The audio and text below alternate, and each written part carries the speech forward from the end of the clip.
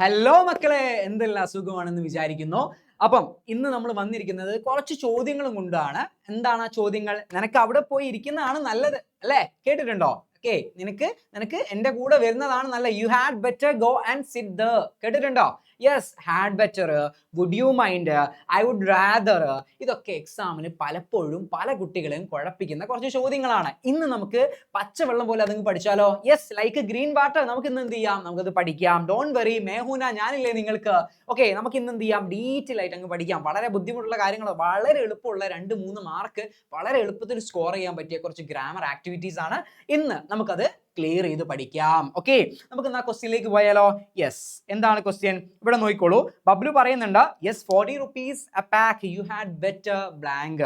Had ബെറ്ററിന്റെ നിയമം ഓർമ്മയുണ്ടോ? ചില കുട്ടികൾ ഹാഡ് ബെറ്റർ കഴിഞ്ഞിട്ട് ടു എഴുതാനുള്ള ഒരു ടെൻഡൻസി അവർക്ക് വരും. ബട്ട് പൊന്നുമക്കളെ, എഴുതിയേക്കരുത്. ഹാഡ് ബെറ്റർ കഴിഞ്ഞ് ടു എഴുതിയാൽ അത് തെറ്റാണ്. ഇനി നോക്കാം.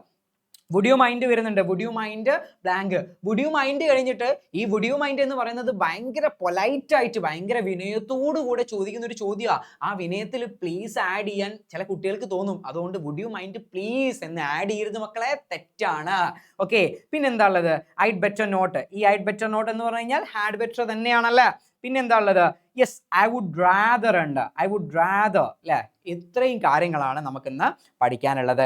ആദ്യം നമുക്ക് നോക്കാം എന്താണ് ഈ ഹാഡ് ബെറ്റർ എന്ന് നോക്കാം. ഈ ഹാഡ് ബെറ്റർ എന്ന് പറഞ്ഞു കഴിഞ്ഞാൽ അഡ്വൈസ് കൊടുക്കാൻ വേണ്ടിയിട്ടും വാണിംഗ് കൊടുക്കാൻ വേണ്ടിയിട്ടും ഒക്കെയാണ് എന്ത് ചെയ്തത്? ഒരു സ്ട്രോങ് ആയിട്ടുള്ള അഡ്വൈസ് വാണിംഗ് ഒക്കെ പറയാം അല്ലേ. നിനക്ക് അവിടെ പോയി ഇരിക്കുന്നതാണ് നല്ലത് അല്ലേ. ഒരു അഡ്വൈസും ആണ്, ഒരു വാണിംഗും ആണ്. നിനക്ക് അവിടെ പോയി ഇരിക്കുന്നതാണ് നല്ലത് അല്ലേ. ഓക്കെ, അപ്പൊ ഈ ഹാഡ് ബെറ്റർ എങ്ങനെ എഴുതുക? സബ്ജക്റ്റ് എഴുതണം, ഹാഡ് ബെറ്റർ എഴുതണം, ബേസ് വേർബ് V1 എഴുതണം. ഇത്രേ ഉള്ളൂ ഹാഡ് ബെറ്ററിന്റെ നിയമം എന്ന് പറയുന്നത്. ഇത്രേ ഉള്ളൂ അല്ലെ. സബ്ജക്റ്റ് എഴുതണം, ഹാഡ് ബെറ്റർ എഴുതണം, പ്ലസ് V1 എഴുതണം. അതിൽ ഈ സബ്ജക്റ്റും ഹാഡ് ബെറ്ററും ക്വസ്റ്റ്യനിൽ തന്നെ തന്നിട്ടുണ്ടാവും മക്കളെ. നിങ്ങൾ ഒന്നുകൊണ്ട് പേടിക്കണം, അത് ക്വസ്റ്റ്യനിൽ തന്നെ ഉണ്ടാവും. നമ്മൾ എഴുതേണ്ട ആവശ്യമില്ല അല്ലെ. അത് പലപ്പോഴും അല്ല 99.9% ക്വസ്റ്റ്യനിൽ തന്നിട്ടുണ്ട്. ഇനി വല്ല റയർ ആയിട്ട് വരാണ്ടിരുന്നാലേ ഉള്ളൂ. ഓക്കെ, ഇനി ഹാഡ് ബെറ്ററിന്റെ ബാക്കി കാര്യങ്ങൾ നോക്കാം. Always followed by the base form of the verb അല്ലെ. V1 തന്നെയാണ് അതിന്റെ കൂടെ എഴുതേണ്ടത്. യാതൊരു കാരണവശാലും വേറെ എഴുതാൻ പാടില്ല. ഇനി നെഗറ്റീവ് ഫോം എങ്ങനെയാണ്? You had better not plus verb. ഇനി നിങ്ങൾക്ക് നെഗറ്റീവ് ആയിട്ട് എഴുതണമെന്നുണ്ടെങ്കിൽ നിങ്ങൾ എന്ത് ചെയ്യണം? ഹാഡ് ബെറ്റർ കഴിഞ്ഞിട്ട് നോട്ട് ആഡ് ചെയ്തിട്ട് വേണം എന്ത് ചെയ്യാൻ? V1 എഴുതാൻ വേണ്ടിയിട്ട് അല്ലെ. You had better not go and sit there. ഇനി അവിടെ പോയി ഇരിക്കാണ്ടിരിക്കുന്നതാണ് എനിക്ക് നല്ലത്. മനസ്സിലായോ? Okay, often implies consequence if not followed. ഞാൻ പറഞ്ഞത് കേട്ടില്ലെങ്കിൽ കോൺസിക്വൻസ്, അതിന്റെ പ്രത്യാഘാതങ്ങൾ ഉണ്ട് എന്നുള്ള രീതിയിൽ പറയുന്ന ഒരു വാക്കാണ് ഹാഡ് ബെറ്റർ എന്ന് പറയുന്നത്. അടുത്തത് വുഡ് റാദർ ആണ്. നിങ്ങൾ കേട്ടിട്ടുണ്ടെന്ന് വിചാരിക്കുന്നു. വുഡ് റാദർ എന്നൊരു പ്രിഫറൻസ് ആണ്. എനിക്ക് ഇതിനെക്കാട്ടിലും നല്ലത് ഞാൻ ഇത് ചെയ്യുമായിരുന്നു അല്ലെ, ഇത് ചെയ്യുന്നതാണ് എനിക്ക് ഇഷ്ടം എന്നൊക്കെ പറയാൻ വേണ്ടിയിട്ടാണ് വുഡ് റാദർ ഉപയോഗിക്കുന്നത് കേട്ടോ. അപ്പം രണ്ട് ആക്ഷൻസ് അല്ലെങ്കിൽ രണ്ട് തിങ്സിന്റെ ഇടയിൽ ഒരു പ്രിഫറൻസ് കാണിക്കുകയാണ്. അപ്പൊ വുഡ് റാദറിന്റെ നിയമം എന്താ മക്കളെ? ഇനി വുഡ് റാദർ നമ്മളെ കുറിച്ച് തന്നെയാണ് പറയുന്നതെങ്കിൽ subject I would rather go home then sit and studying here. Okay, I would rather go home than sitting and studying here എന്നൊക്കെ പറയാൻ പറ്റും. അപ്പൊ വുഡ് റാദറിന്റെ നിയമം എന്ന് പറയുന്നത് സബ്ജക്റ്റ് വുഡ് റാദർ V1. ഇത് തന്നെയാണ് വുഡ് റാദറിന്റെ നിയമം. ഓക്കെ, ഹാഡ് ബെറ്റർ നിയമം എന്തായിരുന്നു? Had better plus V1. Would റാദറിന്റെ നിയമം പ്ലസ് V1 തന്നെയാണ്. ഉദാഹരണം ഇവിടെ നോക്കൂ. I would rather stay home then go out. ഞാൻ പുറത്ത് പോകുന്നതിനെക്കാട്ടിൽ എനിക്ക് താല്പര്യം, എന്റെ പ്രിഫറൻസ് എന്താണ്? ഞാൻ വീട്ടിൽ ഇരുന്നോളാം അല്ലെ. പുറത്തൊന്നും പോകാൻ പറ്റില്ല, ഞാൻ വീട്ടിൽ ഇരുന്നോളാം. ഓക്കെ, അപ്പൊ വുഡ് റാദർ മനസ്സിലായി എന്ന് വിചാരിക്കുന്നു. ഇനി വുഡ് റാദർ പറയുന്ന സമയത്ത് വേറൊരാളെ കുറിച്ച് ഒരു റിഗ്രറ്റിനെ കുറിച്ചാണ് പറയുന്നതെങ്കിൽ ഇത് എക്സാമിന് വരാറില്ല, എന്നാലും ജസ്റ്റ് ഇൻ കേസ് നമ്മൾ പറയാണ് കേട്ടോ. ഒരു റിഗ്രറ്റിനെ കുറിച്ചാണ് പറയുന്നതെങ്കിൽ subject would rather have plus V3 ആണ്.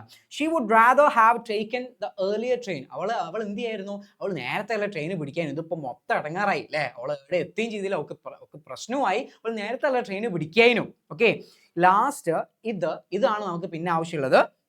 യെസ്, ഇത് എങ്ങനെയാണ്? Preference for someone else. വേറെ ആരെങ്കിലും കുറിച്ചാണ് പറയുന്നതെങ്കിൽ subject would rather, subject two രണ്ടാമത്തെ ആളെ കുറിച്ച് പറയുകയാണെങ്കിൽ കേട്ടോ. അതായത് I would rather you go and eat something right now. അതായത് നീ ഇപ്പൊ പോയി കഴിക്കാന്നാണ് എന്റെ താല്പര്യം. ഓക്കെ, പോണ വൈകി കഴിക്കലൊന്നും നടക്കൂല. ഓക്കെ, നീ ഇപ്പൊ പോയി കഴിക്കുന്നതാണ് എനിക്ക് നല്ലത്. അങ്ങനെ വേറൊരാളെയും കൂടി കുറിച്ച് നമ്മൾ പറയുന്നുണ്ടെങ്കിൽ എന്ത് ചെയ്യണം?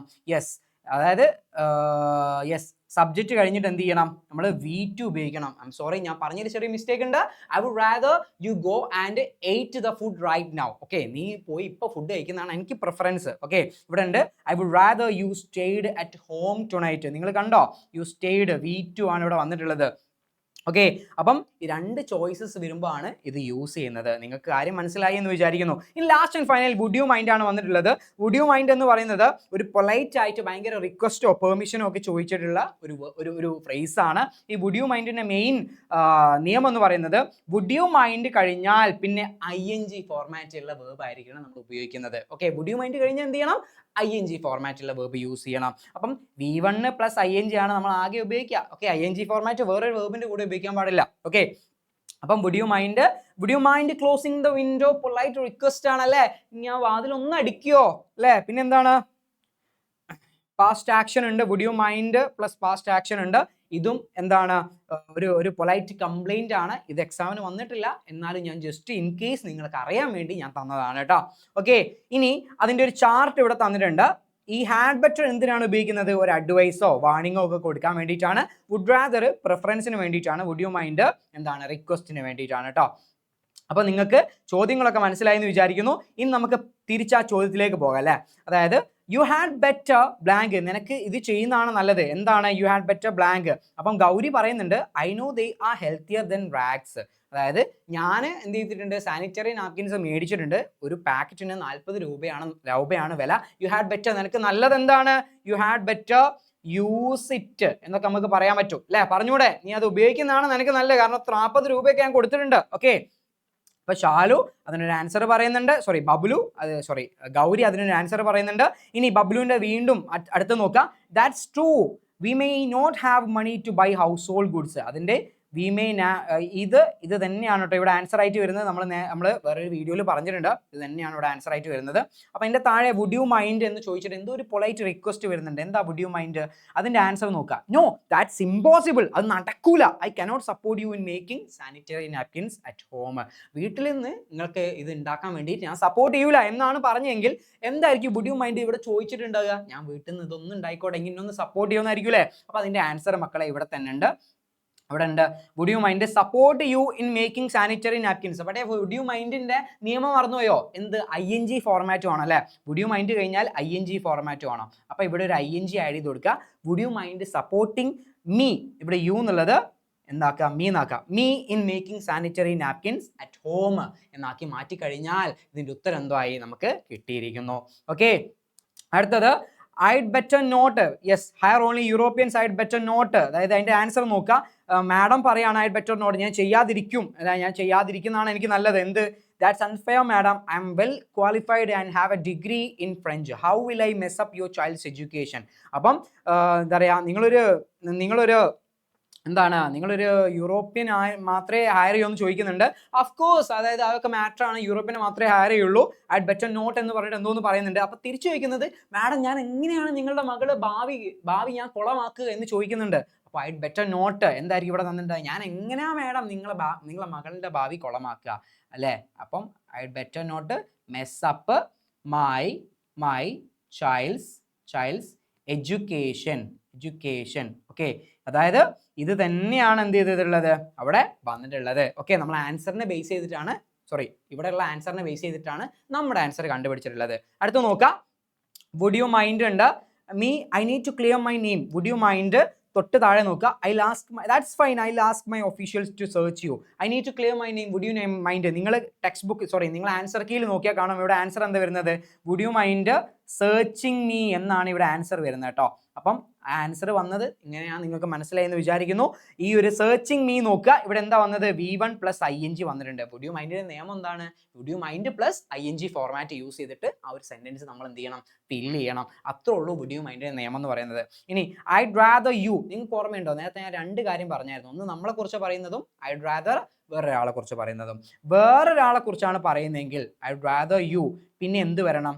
V2 വരണം. യു, ഇതിന്റെ ആൻസർ എന്ന് പറയുന്നത് നിങ്ങൾ ആൻസർ കീയിൽ ഉണ്ട്. എന്താ വന്നിട്ടുള്ളത്?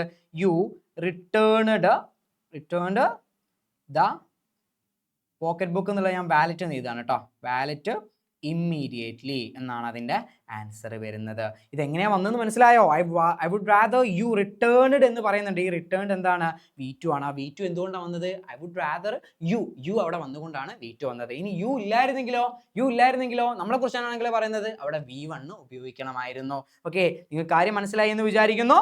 ഓക്കെ, നമ്മൾ ഇവിടെ കുറച്ച് ഡീറ്റെയിൽസ് ആയിട്ട് നമ്മൾ കൊടുത്തിട്ടുണ്ട്. നിങ്ങൾക്ക് എല്ലാം മനസ്സിലായി എന്ന് വിചാരിക്കുന്നു. Thank you for watching. Thank you all.